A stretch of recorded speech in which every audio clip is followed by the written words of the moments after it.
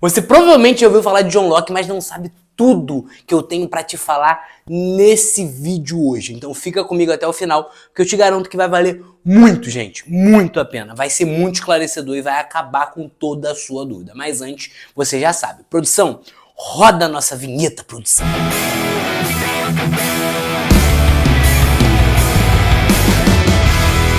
Fala, minha galera, essa é essa história. Professor Pedro Risseu com mais um vídeo aqui no canal, tudo pra vocês. E hoje, ó, se tu quiser saber tudo sobre John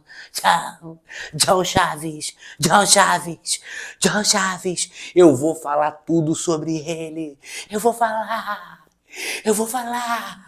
Esqueça. Mas, ó, antes de mais nada, se inscreve no canal, ativa o sininho, curte esse vídeo pra ajudar o SOS História a crescer cada vez mais, nosso projeto que está crescendo cada vez mais. Ajuda a gente aí, compartilha esse vídeo no seu grupo de amigos, ajuda a gente, por favor, aí nessa caminhada maravilhosa aqui distribuindo conhecimento gratuito. Eu sempre me abaixo aqui para você copiar o quadro, se você quiser anotar as informações, tirar um print do quadro. Então, eu vou me abaixar aqui rapidinho, mas tu já sabe, né? Produção, vem produção, vem produção, vem produção, vem produção.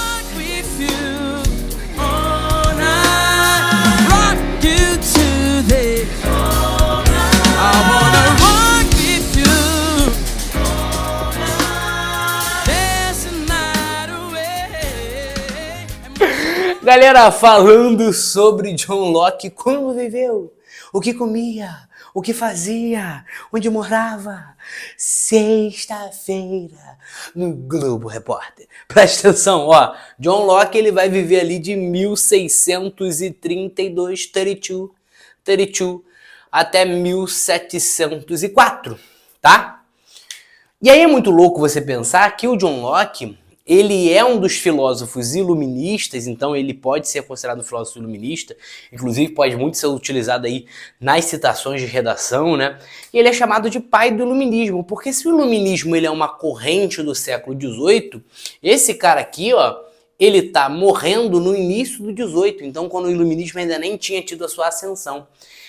Ele também é conhecido como pai do liberalismo, tá? Do liberalismo. E esse cara, ele vive na Inglaterra, England.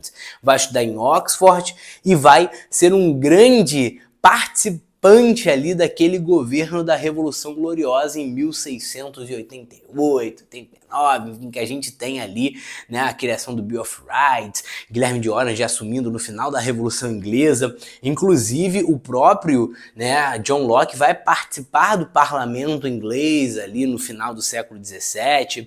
Enfim, passa um tempo na Holanda, depois volta para a Inglaterra com a Revolução Gloriosa, entra no parlamento inglês e é um cara muito importante para o pensamento do liberalismo, para o pensamento com relação à formação de um Estado. E aí nós temos vídeos sobre o Thomas Hobbes aqui, tá? Que fala que o homem é o lobo do homem, enfim, fala todas essas coisas. O John Locke, ele vai se contrapor ao Hobbes. Lembra que o Hobbes, ele defende que o homem é o lobo do homem, que no seu estado de natureza ele vive um estado selvagem, de guerra. E por isso é necessário um Estado que represente a sociedade através de um contrato social para tirar o homem do seu estado de natureza, do seu estado de origem. O Locke, ele é completamente o contrário. Ele fala o seguinte, olha só, o homem, ele tem um estado de natureza sim, mas ele consegue viver nesse estado de natureza. Ele consegue viver em harmonia. Mas, se for para melhorar, é legal, é interessante criar um Estado. Só que não é um Estado absolutista, é um Estado que representa a população. Então ele defende uma democracia liberal e uma democracia representativa, em que a população escolhe os seus representantes e esses representantes governam para a população. Pô, beleza, professor, mas basicamente o Hobbes não fala que também o governante ali, ele tem que governar para a população e tal. É, mas é diferente. Por quê? O Locke, ele defende a necessidade de um contrato social. Então a gente pode falar que ele é um contratualista. Assim como o Hobbes, ele é um contratualista. Só que ele é um contratualista do iluminismo. Por quê? Ele fala que o homem, ele possui alguns direitos naturais quando nasce. Ou seja, são direitos inalienáveis. Basicamente, quando ele nasce, ele tem 3 direitos. Um é o direito à vida, tá? Um é o direito à vida. O outro é o direito à liberdade, tá? O outro é o direito à liberdade. E o outro é o direito à propriedade. Beleza? Propriedade. Então isso aqui é a chave para você entender o Locke. O Locke fala que existem direitos naturais. Pô, basicamente, o que seriam? Tô olhando aqui só o microfone, gente. O que seriam esses direitos naturais? Esses direitos naturais seriam direitos que basicamente foram dados por Deus para o homem quando ele nasce. Ele tem direito a viver, ele tem direito a ser livre, e essa liberdade é uma liberdade que inclui a religião, a liberdade de expressão, a liberdade econômica, tá? E ele tem o direito de adquirir uma propriedade. Eu não estou falando que todos deveriam ter acesso à terra. O discurso do Locke não é um discurso socialista, até porque o socialismo ainda não existe. Ele já é mais do século XIX, né? Já é do século XIX. O Locke está falando que as pessoas têm o direito de adquirir propriedade. E nesse caso, esse Estado que é criado, ele vai ser criado, estabelecido e escolhido pela população para garantir que esses direitos naturais do homem eles sejam preservados.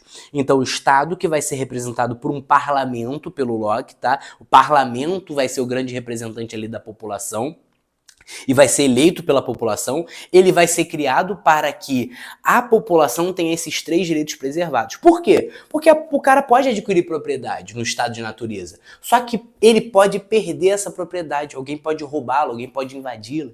E aí isso não vai ter como ser modificado, porque no estado de natureza não tem ali uma lei, um estado que vai intermediar, que vai punir, que vai estabelecer ali delitos, né, punições para quem tirar a propriedade de alguém que adquiriu.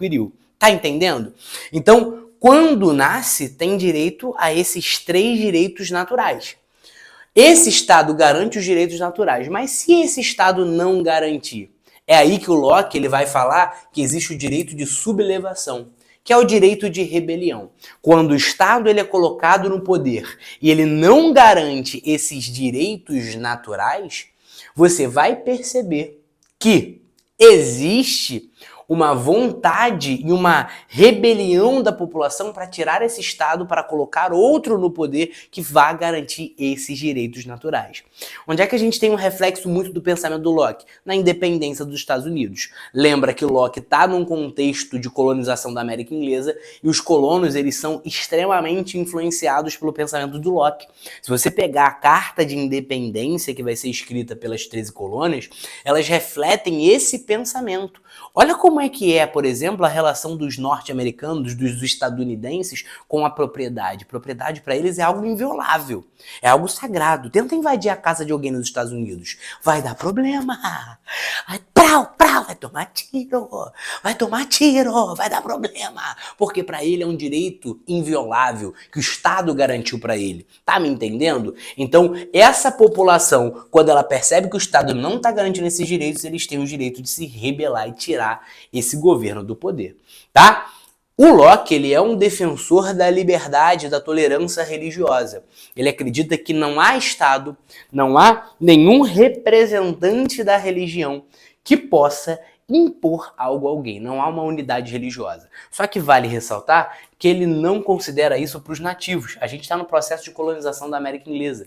Então, os nativos que estão sendo colonizados, eles não têm esse direito, tá? Porque para ele, eles resolvem as coisas de formas bem canibais, né? Bem instintivas, então eles não têm esse direito. O Locke vai ser um escritor, né, ávido de vários livros, várias obras, mas uma das mais famosas é o Segundo Tratado sobre o Governo, que ele vai defender isso que eu acabei de te explicar, tá?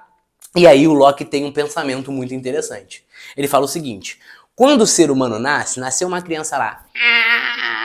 Gostou da minha criança nascendo? A criança nasceu a criança. Essa criança, pro Locke, ela nasce sem nenhum tipo de conhecimento. Ela nasce como uma folha em branco. É o que o Locke vai chamar de tábula rasa. Então o Locke, ele defende a ideia da formação do conhecimento através ali de um empirismo indutivo. A criança, ela vai ser induzida a receber conhecimentos através de quê? De experiências. Por exemplo, aquele bebê ele nasce como uma tábula rasa, como um papel em branco. E ao longo do tempo, ele vai adquirindo conhecimento e aquele papel em branco vai sendo preenchido. Como é que ele adquire conhecimento? Através do quê? Das experiências que ele vive na vida. A criança aprende que quando ela corre demais e ela cai, ela se machuca, então ela não vai correr demais. A criança aprende que quando ela coloca o dedo no fogo, dói, então ela não vai ficar colocando o dedo no fogo. Ou seja, as experiências vão gerando conhecimentos cada vez mais maduros. E essa folha em branca vai ser cada vez mais preenchida. Curtiu esse vídeo sobre Loki? Já deixa a sua inscrição aqui, se inscreve, por favor, porque eu sei que você entendeu tudo. Não tem como. Comigo não tem como. Tu sabe disso, que o papai é brabo. Papai é brabo. Se inscreve no canal, ativa o sininho, curte o vídeo, por favor, para ajudar a gente a crescer cada vez mais. E produção, I wanna rock with you all night, rock you to the